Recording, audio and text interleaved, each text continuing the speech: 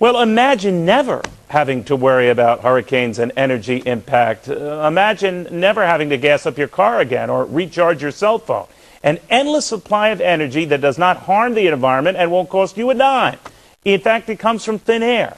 My next guest says the technology exists. Here to explain how it works is Sean McCarthy. He's CEO of a company called Storn. It's a technology firm based in Ireland. Good to have you, sir. Good evening.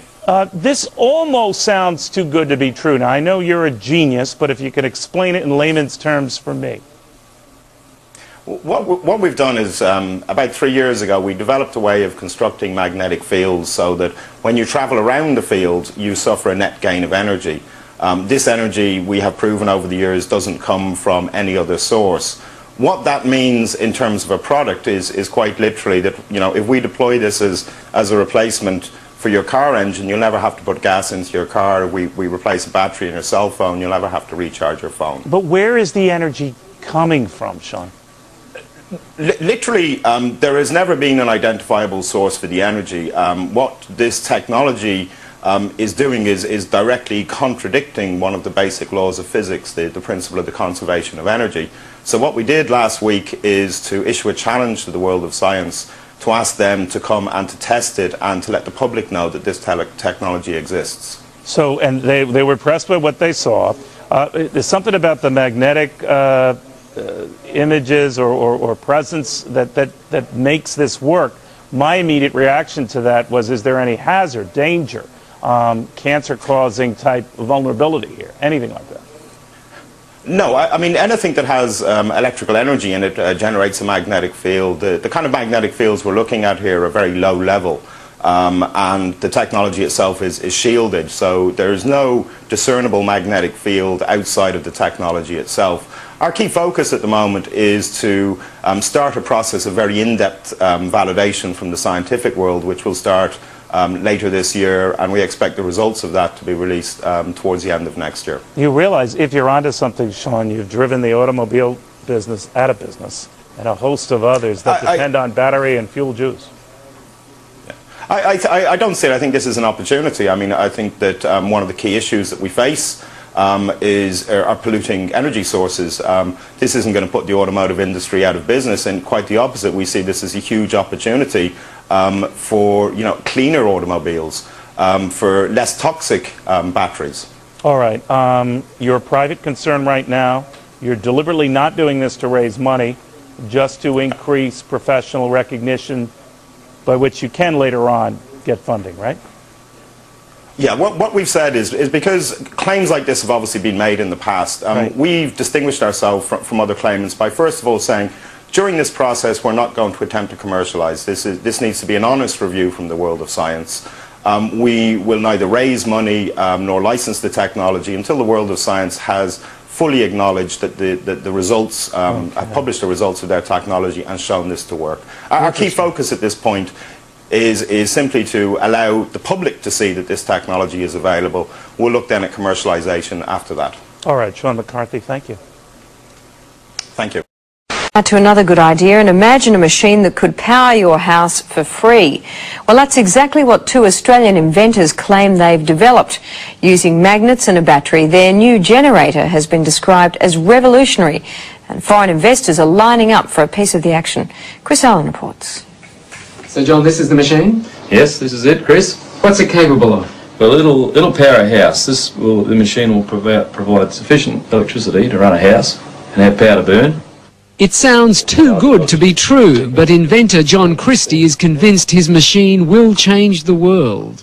So, John, basically you're saying this machine can produce 5 times as much power as it consumes? Yes, it does. This one, exactly as we see it, it does. And in fact, it can produce more than that. Once kick-started from a battery, John and his partner Lou Britz say this prototype will run for years without stopping, generating 24 kilowatts of power a day. You don't get more revolutionary, I think. I mean, we're talking about something that has the capacity to change the way that the world produces its electric power. It has the capacity to change the way that cars are propelled. You can replace the combustion engine, in fact. John, these are big claims. Are you sure you can live up to them? We don't really need to live up to them, Chris. What the technology speaks for itself. I mean, a householder could buy one of these machines and install it in his garage and power his house forever without buying another kilowatt from a retailer. I mean, that's how serious it is. Steve Brassington is an independent electrical engineer. He's seen the machine and backs up everything John says. It's revolutionary. That's the only way to describe it. I think the technology, it's not bending physics, it's just using principles that I guess are commonly in use in power generation today in a different way. These guys have thought outside of the square.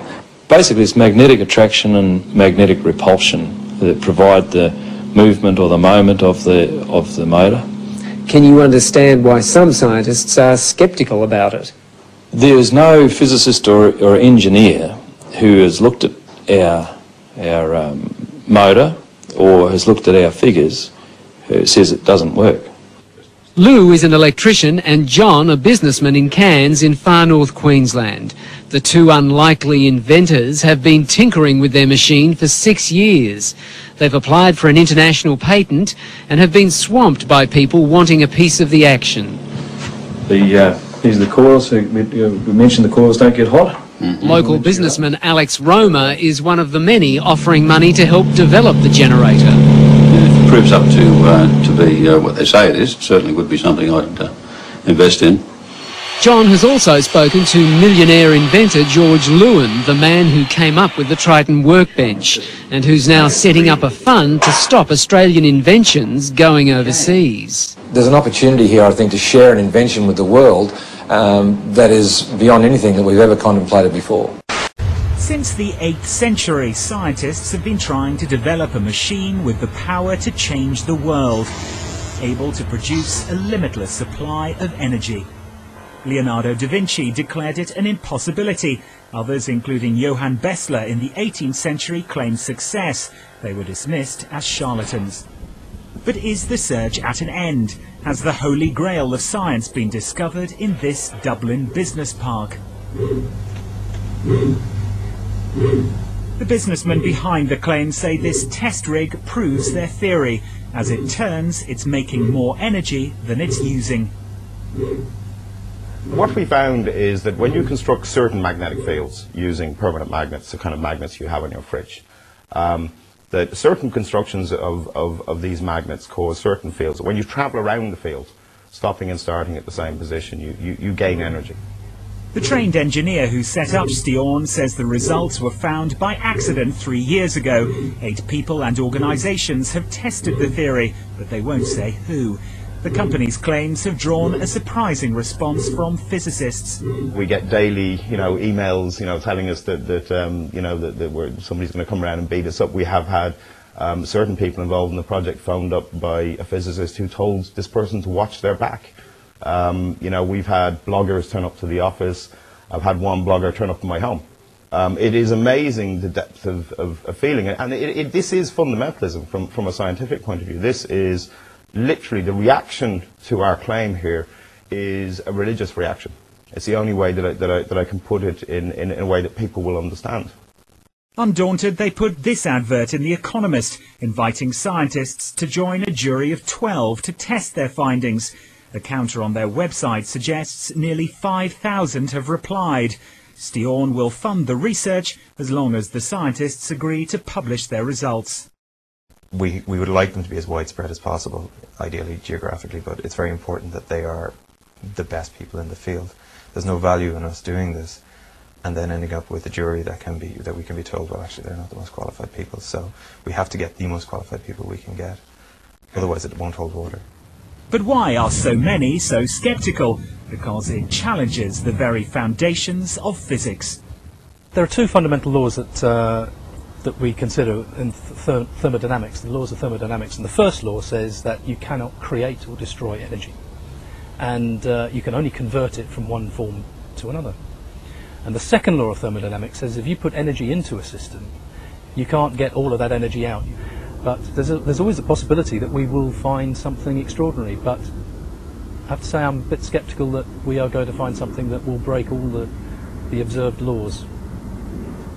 The testing could take years, but it's still a high-risk strategy. Steorn staff know they face global ridicule if the verdict is damning. The prize for success is a priceless patent, which would end our dependence on oil and potentially extinguish poverty, famine and drought. Now the jury must deliberate. Robert Nisbet, Sky News, Dublin. Lonnie Johnson is what you would call a prolific inventor. The engineer holds more than 100 patents, inspired to create ever since he was a child.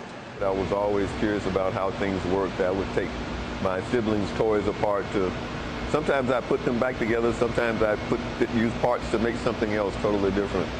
When he was a teenager, Johnson won an engineering contest with a robot he built while growing up in the segregated South.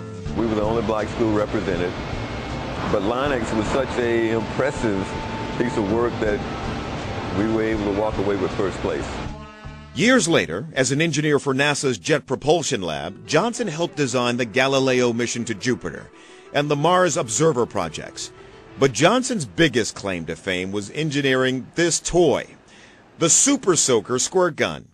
More than $1 billion in sales later, Johnson had the resources to work on his real life's mission, finding ways to power the world without polluting it. That was my strategy because I was having a lot of trouble getting investors or people to support the research that I wanted to do in the hard science area. The engineer started 2 companies, located them in what was once a blighted Atlanta neighborhood, and hired fellow scientists to work on his mission. We've done some things at the research level that a lot of people have predicted were impossible and could not work. Johnson and his team spent 7 years developing this lithium-air battery.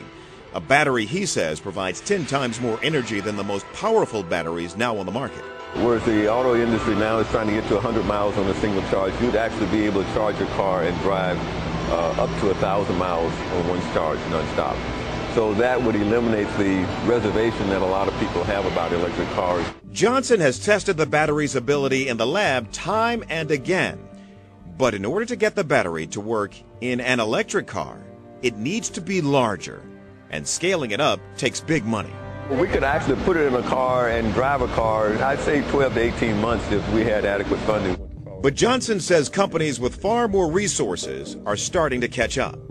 Now we've got large entities like the national laboratories and the IBMs and others who have very deep pockets are starting to focus on this technology. So we've got to run faster to stay ahead. The other potentially world-changing invention he's developed is this engine. The JTEC converts heat to electricity. Popular Mechanics magazine awarded the JTEC its breakthrough prize in 2008. And the National Science Foundation has said the JTEC has, quote, a good chance of being the best thing on Earth. It took us a while to convince people that even the engine was real and it could work. Johnson says the engine, which pushes hydrogen through a membrane, could power entire cities once it's scaled up. If we had a way of converting heat from the sun to electricity as cost effectively as we can burn coal or gas or natural gas to produce electricity, then we would be using the sun a lot more. This would really, literally change the world if we're successful. Johnson has received some funding from the Department of Energy and support from the Department of Defense, but not enough to get the project commercialized. That, he says, will take several $1 million. Everything depends on resources. I could have an engine working inside of a year at this point. So far, Johnson has mostly gone it alone. It has been a major personal investment the 61-year-old hopes will pay off in his lifetime. If it doesn't, it won't be for a lack of trying. Turn the machine on. Denny Klein fires up his hot new invention. His machine emits a flame that feels only slightly warm to the touch. But watch what happens when he touches anything else. Instantaneously, I can burn a hole right down through the center of that brick. The flame instantly turns hotter than the surface of the sun. Heat so intense it takes only seconds to literally burn a hole through charcoal. 3 seconds turns a brass ball to glowing liquid metal. Tungsten lights up like a sparkler. Steel, lead, and other metals slices on contact. Yet the tip of the welder stays cool to the touch. No other gas will do this. Denny Klein uses an alternative fuel source once thought impossible. He says people still have trouble believing him when he reveals his liquid fuel. Water.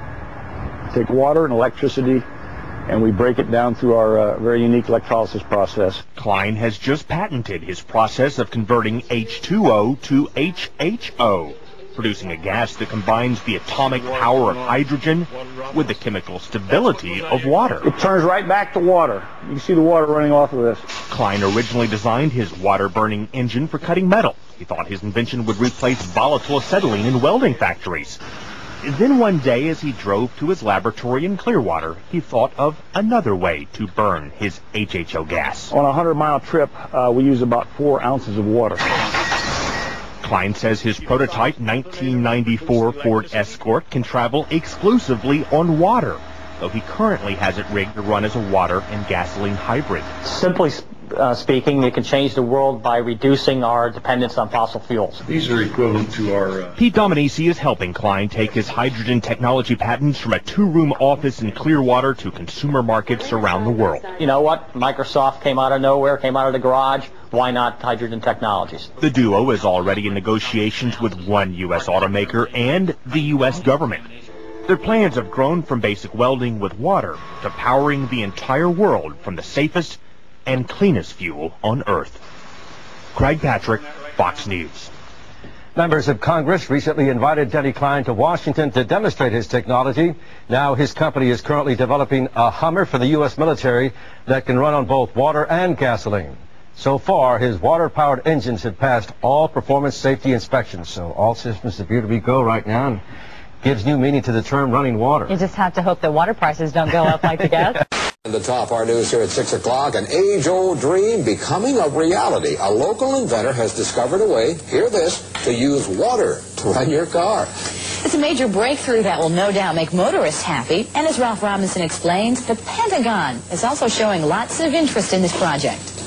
Water has always been considered a precious commodity, but Stan Meyer's invention may make it even more valuable. He has developed what's called a water fuel cell. It has taken the place of his old gas tank. The water fuel cell breaks down water molecules into oxygen and hydrogen.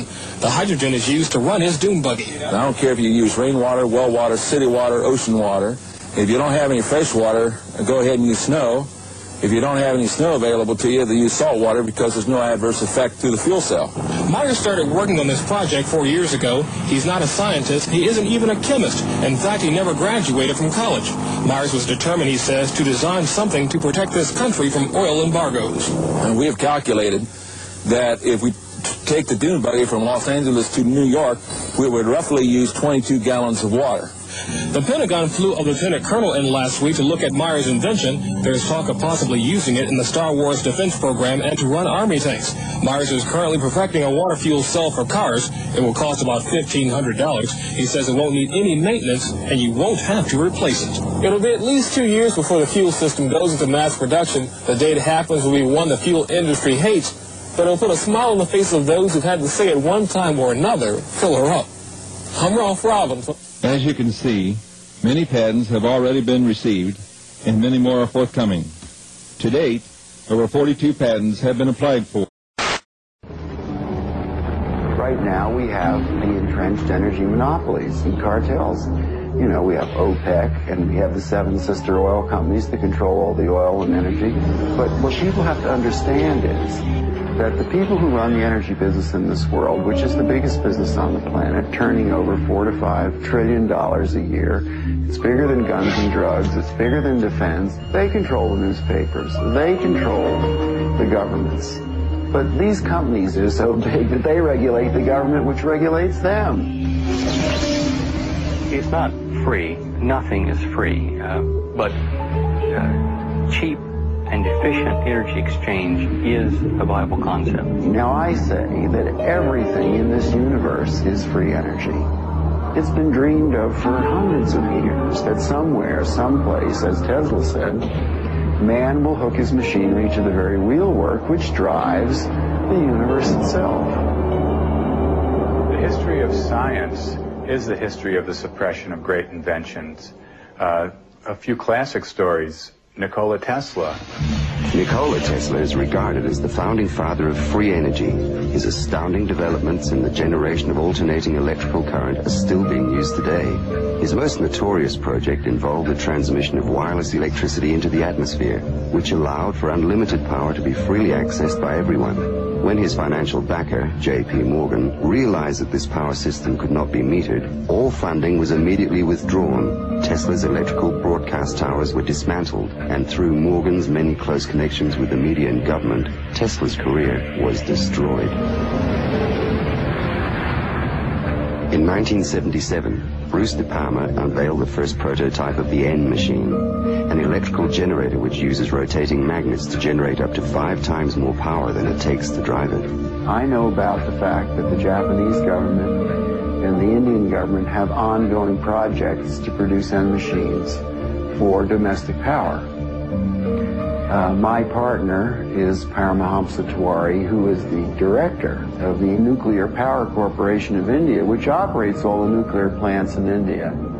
In late 70s, I learned from Bruce De Palma that he had carried out certain crucial experiments by rotating electromagnets. Tiwari tested a prototype based on De Palma's N machine under laboratory conditions. The results were deemed too impressive, causing disbelief and suspicion among conservative government officials and the power consortiums that backed the project. Tiwari was forced to abandon the project completely. It's a major breakthrough that will no doubt make motorists happy, and as Ralph Robinson explains, the Pentagon is also showing lots of interest in this project. U.S. inventor Stan Myers released his water-powered car engine in 1988. The Pentagon flew a Lieutenant Colonel in last week to look at Myers' invention. There's talk of possibly using it in the Star Wars defense program and to run Army tanks. Myers found it virtually impossible to secure financial backing after certain Pentagon officials paid him a visit. A number of similar inventions were developed and tested all around the world. My best friend was killed over this matter.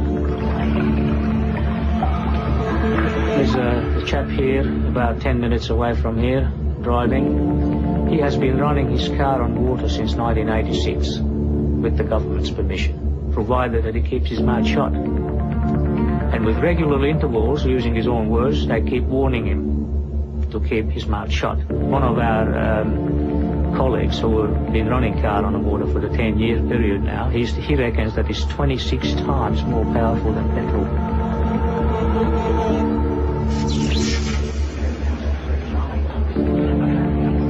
If you invent a better mousetrap, the world may be to pass to your door. If you invent a free energy machine, there'll be a path be to your door, but you don't want those people there. One of the pivotal people that I encountered early in my career was Edgar Mitchell, the astronaut. Edgar J. Mitchell, an Apollo mission astronaut, founded the Noetics Institute in Southern California. The Institute's charter was supposedly to develop alternative energy systems by attracting inventors from all over the country. Mitchell became extremely interested in De Palma's N machine. He made De Palma a paltry offer to buy out the invention, which De Palma naturally refused. He said to me that if I ever tried anything on my own in California, I would get my head blown off. So I was scared to death. The CIA operates through various very innocent-looking fronts to find out what people are thinking and what they're inventing. Now, what's more innocent than a benign institute founded on transcendental principles to help New Age inventors bring free energy into the world?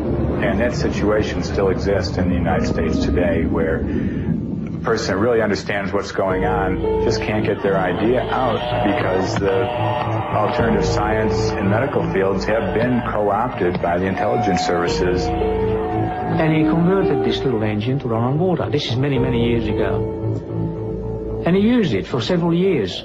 And somehow the news got out, and one day he got visitors, and he was told to dump the engine or else. 3 weeks later, the man was dead. And the coroner's finding was that he fell off the back of a train. He was drunk. Now, it happened that he didn't drink.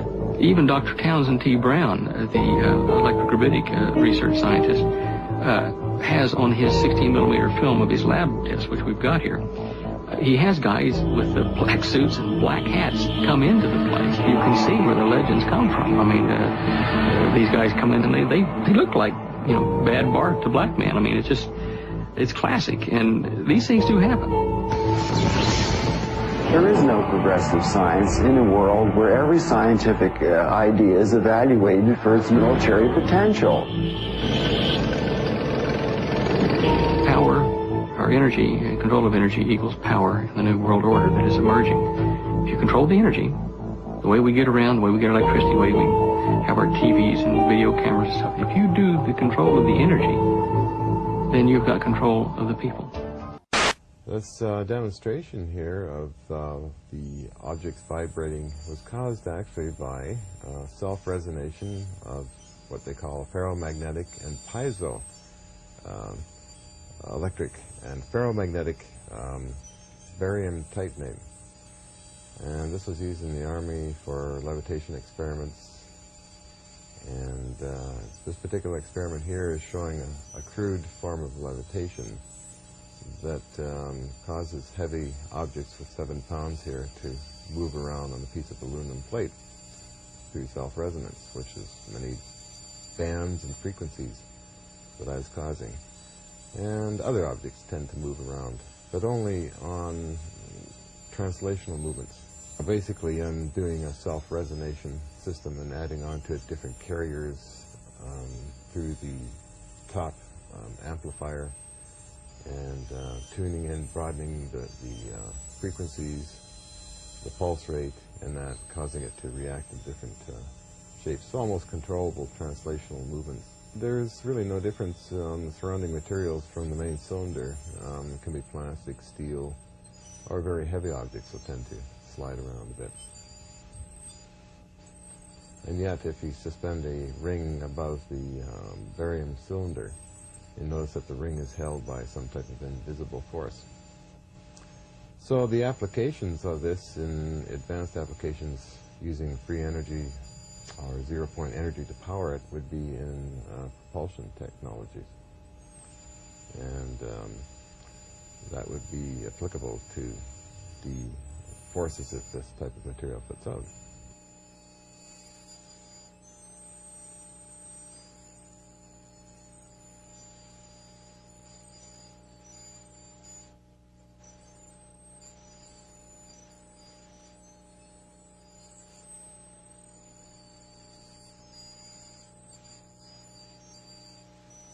The objects you're seeing moving there is a form of levitation by translational movement, meaning that the objects become lighter and can float around. The heaviest being the barium cylinder that you see there with the 2 wires coming out of it. Tends to slide around on 7 pounds of its own weight. So that's basically what you're seeing. The physics of it is self-resonation through a power amplifier and broad and narrow bands of electrical energy going into this crystal. The long-term applications could be used in space propulsion and perhaps in medical research and metallurgical research. Well, microphones actually are made out of the same material as the large cylinder of barium titanate, and there's a self-resonation effect taking place there. And that goes through the amplifiers, and then I broaden and narrow the bandwidths and add pulses in that to create the effects you just seen.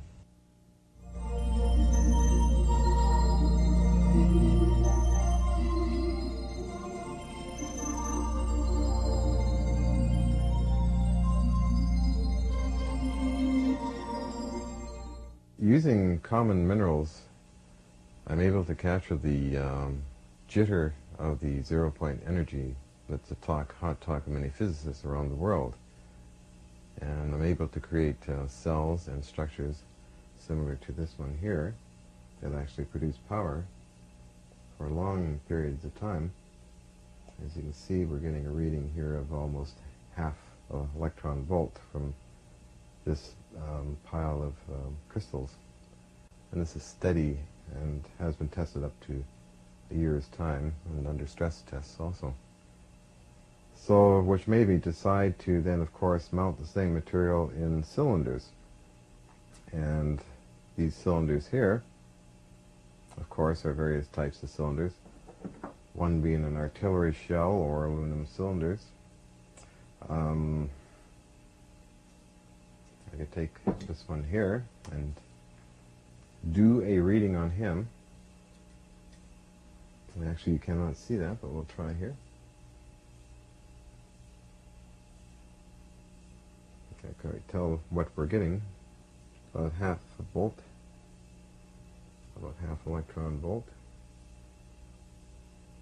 And this guy here. Different cylinders, of course, there are different mixes in there, and I found that that some of the cylinders are not as powerful as this material here, or this very tiny one here. Actually, this has more power than this large artillery shell unit here. And what I want to do, of course, is to demonstrate it in the sense of it making actual power. And that means to turn a small motor. And that can be done. I've accomplished that many times. We're just taking a reading here on the very small one. 1 cubic inch of raw material from the earth. It's still powering for over a year. Basically, I want to use these as replacements for batteries, which I think I can achieve.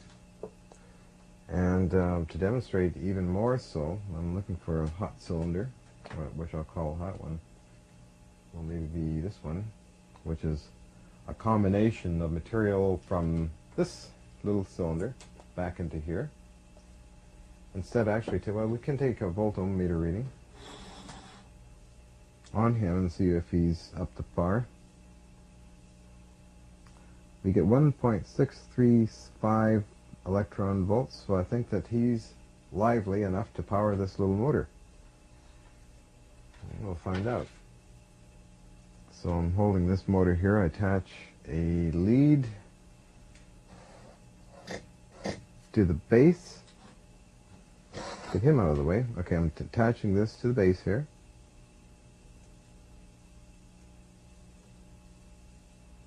Another lead to the top, and it should spin, which it does. So yeah, basically, this kind of material powering motors. Of course, it's a very small motor at this time, but scaled up in larger amounts of material, can power up to several horsepower if needed. So that basically is sort of the secret to the energy crisis, in my opinion anyhow. It's using ordinary materials, non-toxic, that will interface with zero-point energy in space and time.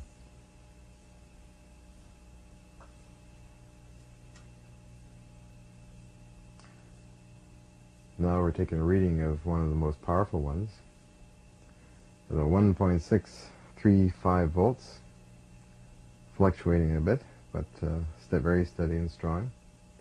And that was the one that powered the little motor. There's quite a host of natural, non-toxic minerals in there that activate.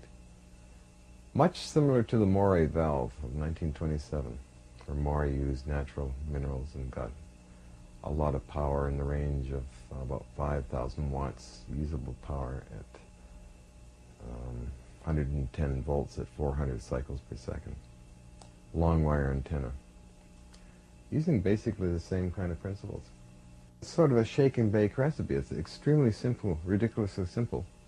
And I do that. I simply just put it in and heat it up, shake it around, and let it crystallize. And once it's crystallized, then it captures and conforms to the zero-point energy that's around all of this. And actually, I find the most simplest of the recipes the most powerful, meaning this little fella here, where I tried to advance the field strength or the energy, however, failing in a few of these cylinders, which are quite, as one would say, it would only put out millivolts. This one here is another powerhouse unit. Being smaller, actually, they tend to get stronger. Again, it's reading about similar to this pile here. And again, I should take a reading on this because he's quite interesting to a lot of people. Being the smallest of them, that would be approximately 1/3 of a volt. Always steady, always strong. I've used direct shorts on these connecting together for days at a time, and they still keep on pumping out energy. Some explanations, of course, can be found in solid-state physics in the old ham radio magazines when transistors were first coming out. And that will help the viewer to see some of the technology in those days, and for the future can see also the possibilities of what they call a space charge and junction barrier type of technologies in crystals. The interesting aspect of this technology is that these cells, crystalline cells, can be put in series and parallel to add up voltage and also add up amperage. So theoretically, if you had a room or a refrigerator full of them, you could power a lot of different types of appliances. You can have 110 volts if you wish, if you had them all in series, and then parallel for the amps. That's well, also they cooperate with one another, going in series and parallel. This makes them quite practical. Plus, they're very cheap to make, and they are basically from just nature's own raw minerals.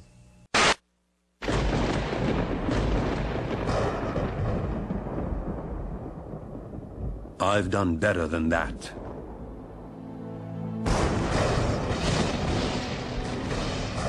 You'd think you'd know his name. Every time you switch on a light or turn on your radio, his contributions are as far-reaching as those of Albert Einstein, Isaac Newton, or even his nemesis, Tom Edison.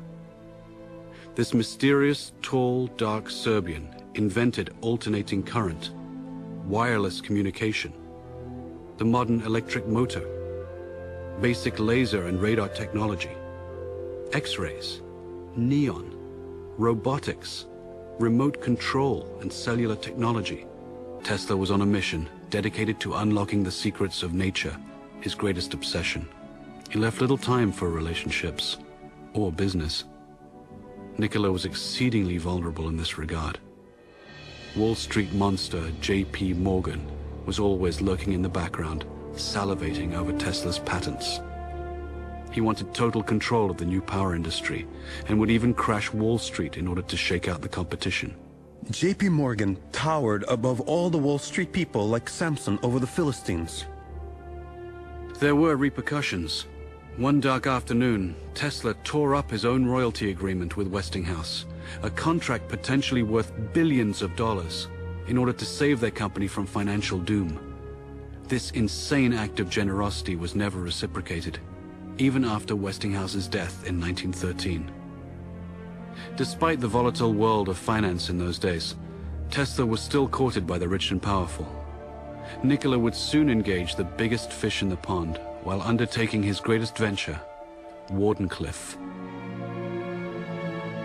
This fantastic structure was the very culmination of Tesla's vision to create a worldwide communication system for sending sound and pictures. The primary goal was to beat Marconi for the honor of delivering the world's first transatlantic wireless signal. By no accident, Tesla's grand project was to be financed by the devil himself, J.P. Morgan. You're a strange man indeed, Tesla. After the papers are signed, you may draw upon the House of Morgan, but it's important that I remain a silent partner. You do understand what that means, don't you, Mr. Tesla? But Nikola had a secret. The system could also electrify the world. Wardenclyffe would provide limitless, free energy, everywhere, for everybody. When J.P. Morgan found out about this leap of technology, he wouldn't tolerate it. He knew Tesla could deliver, and the banker overlord couldn't put a meter on it. A man always has two reasons for doing anything. A good reason, and the real reason. Mid-construction, Morgan would cancel the contract and blackball Tesla, thus excluding him from any other investor. Mr. Morgan, are you going to leave me in a hole? I've made 1,000 powerful enemies on your account. In 100 years from now, this country would give me much for the first honor of transmitting power without wires. Wardenclyffe faltered, and Marconi sent his transatlantic signal. Tesla would suffer his second nervous breakdown, and never again would he regain his momentum as before. But despite his cruel fate, Nikola stayed the course. Decade after decade would pass, and he would bring forth new, fantastic inventions. No one could begin to imagine what great secrets this mad scientist kept locked inside his head. No one, except J. Edgar Hoover and his G-men. They waited patiently for the great man to pass, and were ready to take everything that Nikola left behind. Hey everybody, this is Jamie. Just want to get another video posted real quick. One of the first comments was, will this thing levitate in the air by itself? So I put some tape on the copper windings to protect them. We got my Neo ball here. The coil is energized. Put it in here, you can see it takes off. Chase it around the floor. I have to hold it because it's got a lot of energy, a lot of magnetic energy in here. All right, you can see it. I'm going to pick it up off the table. You can see it just holding itself in midair right in the middle of the coil. And it's spinning rapidly, pretty much the same as you saw in the Rodent Coil Fix 5 video. It's spinning just as fast. You don't really hear it because it's basically floating in midair. Let's see if I can show you guys this. I got to keep it straight. There it is. Can twist it a little bit, but yeah, it's floating in midair. Come here, you. Sorry guys about that. Yeah, pretty interesting. I've never seen any kind of effect like this before on any of my other coils. This is a Rodent 360 coil, so there's a considerable amount of magnetic field. It's somehow defying gravity. I guess that ball is I don't know. It's definitely levitating in the middle of the coil all by itself. There's nothing holding it up except the magnetic field, and it is spinning quite nicely, as you can see. So anyway, that's just wanted to show you guys this real quick. It's pretty cool. We have the Rodent coil hooked up to, you want to steer it? No, yeah, you gotta loosen it up here. There you go. Then you can move it around. If you follow these over, the wires go over to here, which is along the way to powering this light here. It's a 60-watt incandescent bulb. Alright. Right here we have a magnet. The magnet is magnetized. This is a standard same size magnet, but it's magnetized from one end to the other. The other one here is magnetized through the center. So we cut it in half right here so you can see the side pointing to the black is north and the other side is south. Doesn't really matter, but what happens when you hit the coil? Now when we hook up the coil, we're generating a magnetic field of magnetic vortex in here, and what that does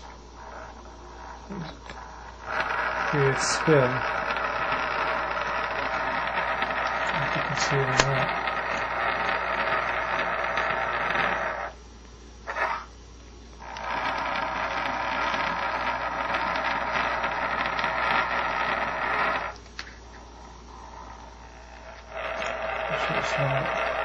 There's nothing to do with that.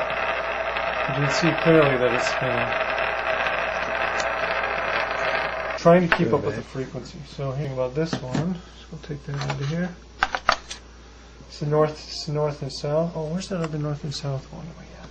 The north with the N on it. That was the one. There it is. There it is. All right, here we got north marked. We can show that. And south the other end. So I'm going to put that down there, and this time north-south.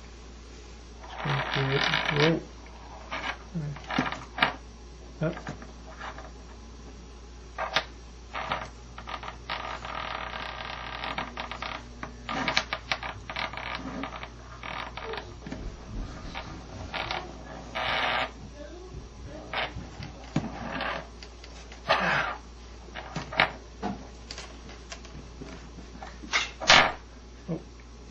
we'll just try to get it to, I don't know if you can see it or not.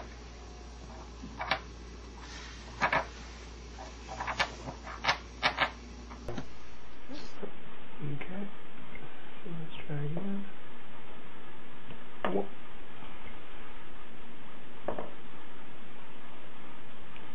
Whoa, it doesn't want to go that way. You put it over here. Oh. Now what's interesting is if you change the, I'm going to take this transformer, I'm going to flip it around to go the other direction, the current. Same effect.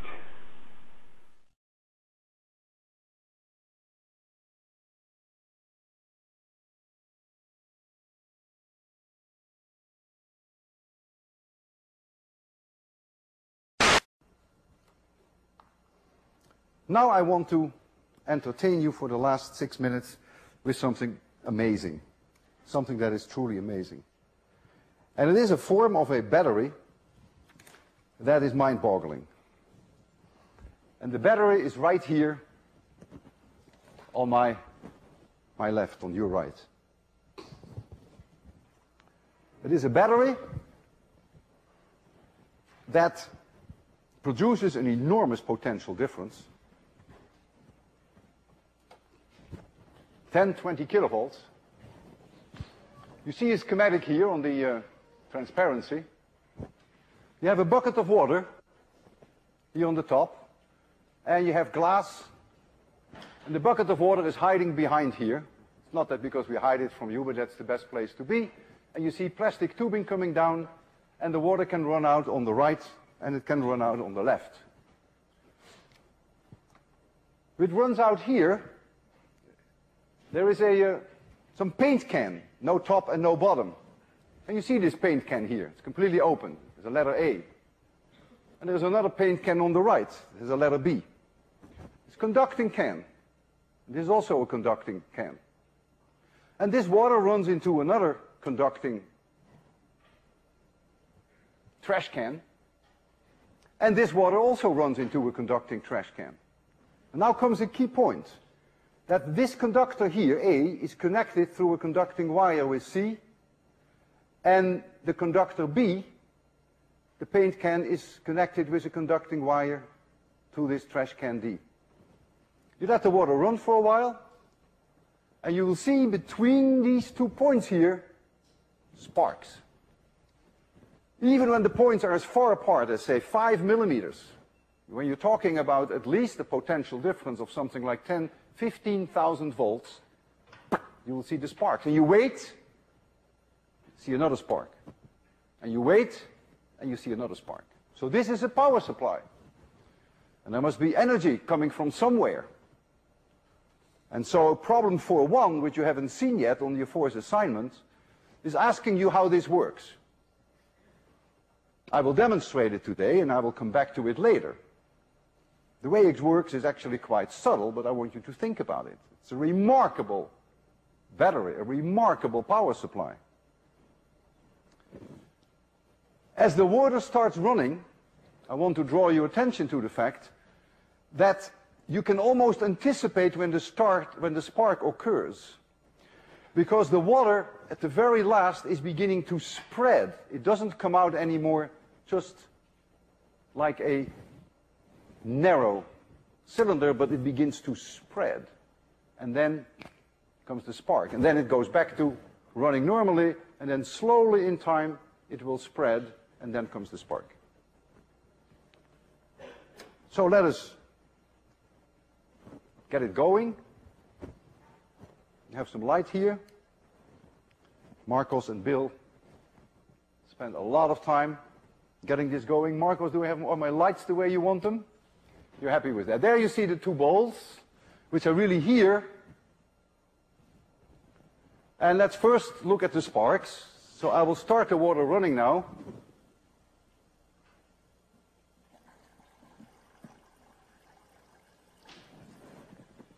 Let's just be patient a little bit.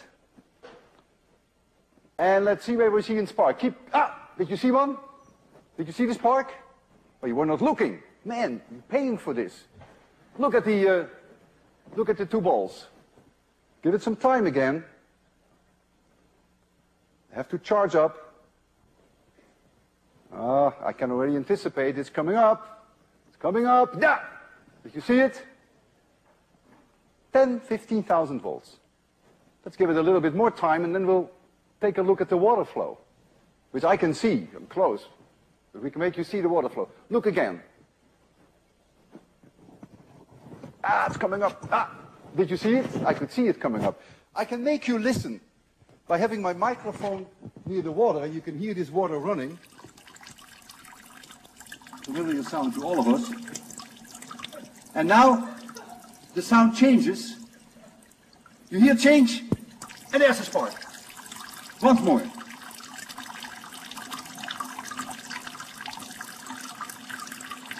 Just running. Spreading. Coming up. Yeah! Amazing, isn't it? I can make you see this water. Just stay there. We have 1.5 minutes left. So now you can see the water. You happy with the light, Marcos? You can improve on it. So look at the water. It was just spreading already. You can't see the spark and the water at the same time. So the water is running now normally. It's going to spread slowly. I will tell you when I see the spark here, but it's already, I can almost predict when it happens. The water is spreading now. Coming up shortly. Yeah, I saw the spark.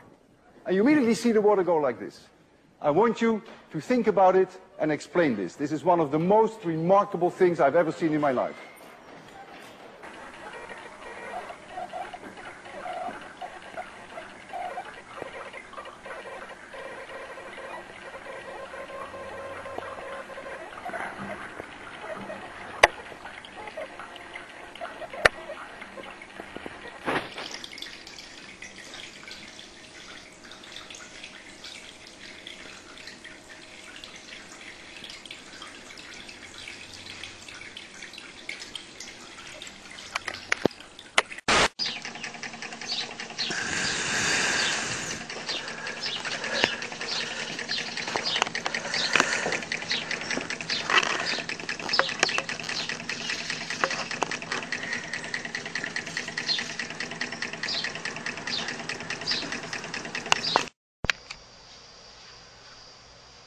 What we have here is a cup of boiling hot water. Just boiled that in the microwave. And we also have a Stirling engine here. The concept is pretty simple. The heat from the boiling cup of water creates hot air in the Stirling engine cylinder. That air rises, and as it rises, it turns the flywheel. And as the air reaches the top of that cylinder, it cools off, and the flywheel keeps turning around. This Stirling engine can run about 25 minutes, maybe half an hour on 1 cup of boiling water. Can be tea, could be coffee. Nice thing to have on your desk to remind you of some of the different ideas out there for creating energy.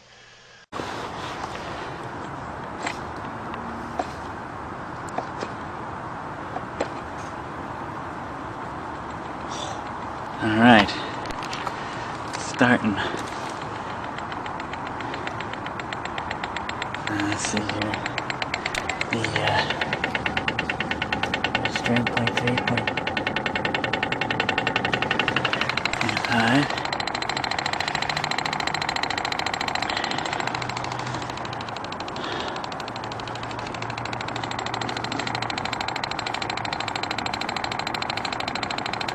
What reading do you have? 0.6. No, we need to better than that.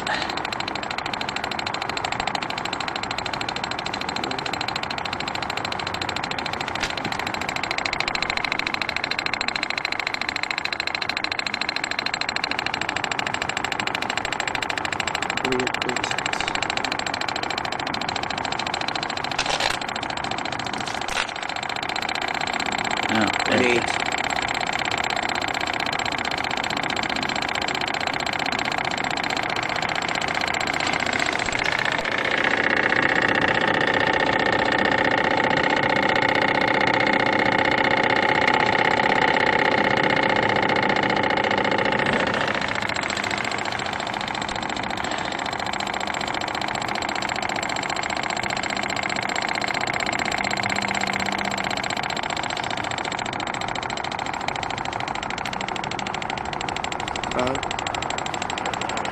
Yeah, a little cloud filament. 0.6. Coming out again. Oop, nice and bright. 0.7. Keep your focus.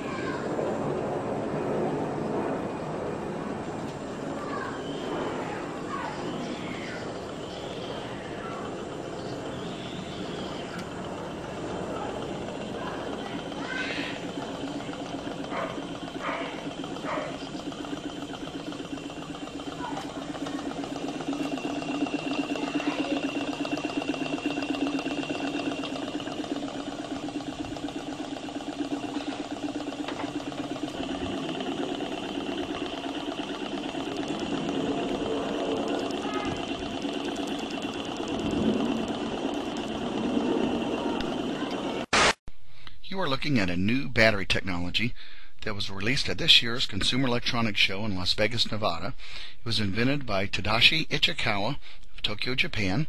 And what you are looking at is a battery that consists of 10 1.5 volt 1000 milliamp cells that run off of water or any other kind of liquid that you choose. What is unique about this is he's been able to take the 1.5 volt cells, put them in series, get 15 volts of DC power out of them, and run it through a converter-inverter, and get 110 volts of power to run small household appliances such as lights, radios, and TVs. As you notice, it has a 12 volt connection there in the back. And as I'm swinging around here, I'm going to show you what one of the cells looks like. This is upside down. The top is the contact there. And as you would flip it around the other way, as I'm getting ready to do here, you will see that's where you put the liquid in, right there in the bottom. So all these cells are sitting with the open side up. And again, it runs off of any kind of liquid, has a 10-year shelf life, and it produces 110 volts of current. Quite a very unique product. Look, Boney here again. I've just made these batteries out of water and Miracle Grow in them. I've done the copper and zinc arrangement. I've done it a little bit different, if you can see. Obviously you've got copper on the right, zinc on the left, bolted them together with a bolt. Right. There's actually two batteries here. There's 14 pots there. That's producing around about 13 volts nearly. And then there's another row, same again, about 13 volts nearly. And I've wired them both in series so they're giving exactly here, you can see the meter, 12.97 volts altogether, but the amperage should be quite high on this. Right, I mean, this is my 1 watt LED bulb, which you've seen before. It's not lit at the moment. Right, this is just one bank of batteries. This is. There we are. You can see it lit up. Now, the voltmeter's just dropped down a little bit. Should drop down a bit more than that really. Right. So that's lit. Right, I'm going to connect the other bank of batteries now. Or should I say the other bank of pots. And you'll see the amperage builds up and the brightness goes brighter. Hi guys, this is just moving on from the film canisters. I've decided to upgrade to the ice tray Mark II. And what I've done there is just put in 10-cent pieces, copper 10-cent pieces, zinc galvanized iron. Got tiny little neodymium magnets there to act as a link, a bridge there to, instead of a wire. I don't like using wires much. So it goes all the way around, comes back to here. Copper positive and zinc negative. And I'm getting about 12 volts out of this baby. You can see there, oh, it's up to 14 volts now.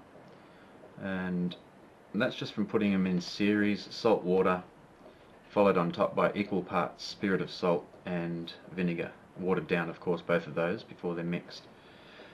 And that's nothing surprising to me. I expected to get about 12 volts out of that. I'm getting 14. But what really I was interested in was raising the amperage, and that's done through adding the spirit of salt and the vinegar, it seems. And now, where I was pushing about 0.2 of a milliamp, now I'm getting 2.5, or say 2. It slowly drops there. You can see it dropping down. Now, that is what I was after. I just wanted to raise that milliamps, because the amps are where all the work's done. That's where the current is, and you can see the result there is pretty impressive. That's a LED light running off earth and a solution, and it's a natural solution, so look at that. Not bad at all. You could make them in series now again. Okay, here's the little motor with the propeller running off the earth battery current alone. I have this little container to keep it out of the weather. But you can see here that it's just spinning away. It's pretty cool because I don't have a capacitor or anything hooked up to it. I've got the negative wire runs up here and it comes over here, and I've got it going down to the ground here, and I've got my magnesium ribbon running up that ditch that you see right there. I don't know if you can see, it's just 2-3 inches under the soil. But yeah, that runs up over to here, and that forms the negative connection. And my positive line runs across here. I have them going into the ground set at 24 feet apart. But my positive goes into the ground here. You can see the copper pipe here, and attached to that copper pipe I've run right now about 12 feet of copper wire, and that really jumped my milliamps up. I'm now at 21 milliamps.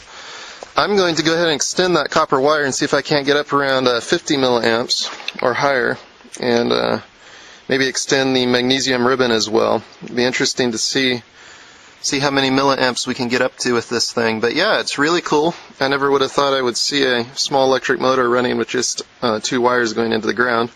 Incredibly simple. It's been running all day. I'll just let it keep running and keep experimenting. This is really awesome stuff. Talk to you later. Bye. Okay, I just wanted to give a quick update showing an experiment that I've had running for the last couple weeks. What I have here is a carbon rod. I've got a wire here just to make a connection on this end. I have, on top of that carbon rod, I put a layer of cotton. I then wrap magnesium ribbon over that. And finally, I wrap that in masking tape. Now what's interesting about this, I never put these rods in the ground or in water. The only electrolyte I have working here is the air and the air humidity. So this little thing has just been lighting this LED continuously. It has not gotten dim in any way. I'm pretty excited about it. This ought to last a really, really long time, considering air is functioning as the electrolyte. It's great because it's the first time I've built something like this and not had to put it in the water or in the ground or something. So I plan on pursuing this a lot further. Okay, here's an update on my air batteries. I've continued to improve these. I've made a few changes to them. I will make a how to make the Laser Saber air battery video shortly with my latest improvements. But I've been testing this single air battery for the last 3 days. I've not put it in any water during that time. And it has been running this motor continuously for 3 days now without having to add any additional water or anything else. So I'm really excited about that. It's really nice not to have to wet these down. So all this is an air battery, a soft iron core with a copper wire coil around that, and a reed switch. Like I say, it's been going for 3 days. With the success of that, I decided to try a 3-cell configuration, which I have here. I have it running through a Joule Thief and connected directly from that Joule Thief to a compact fluorescent bulb. So quite exciting. I am really, really excited about these air batteries. Okay, unfortunately I lost all the video clips from the assembly of these air batteries. But there's really nothing to them, so I'm just going to use this light here that they're powering to illustrate how they're made. This is a 3-inch by 10-inch carbon rod. And what I've done is I've put a layer between the carbon rod and the magnesium ribbon. That layer in these batteries is just paper towel, just household paper towel. 1 layer thickness. It wraps around the carbon rod. I put masking tape in a couple places to hold it, and then I start wrapping on my magnesium ribbon. Now it's important to make sure the magnesium ribbon never overlaps on itself. You want about an 1/8-inch gap between each line. If it touches itself, you won't get as much current out of your air battery. Terminal, I've drilled into the center of the carbon rod and put a copper wire there to connect my positive terminal. Now these will run like my magnetic motor and stuff just straight off without doing anything to them, but I've figured out a way to really activate these. What you do is you mix salt into water, boil the salt into some water, and do an application on the paper towel of that. And that will really bring out the power in these cells. It doesn't seem to destroy the magnesium ribbon at any rapid rate at all that I've noticed. At the Sequoia Symposium gatherings, I learned of inventors who claimed they were using the torus dynamic as the basis for devices that generated energy without combustion. This revolutionary development, accessing what's sometimes called zero point or radiant or free energy, is now being called most simply new energy technology. Given that so much of the suffering in our world is the result of lack of access to energy, I realized that free, unlimited, clean energy would be one of the greatest breakthroughs in history. It could not just improve, but actually transform the quality of life on this planet.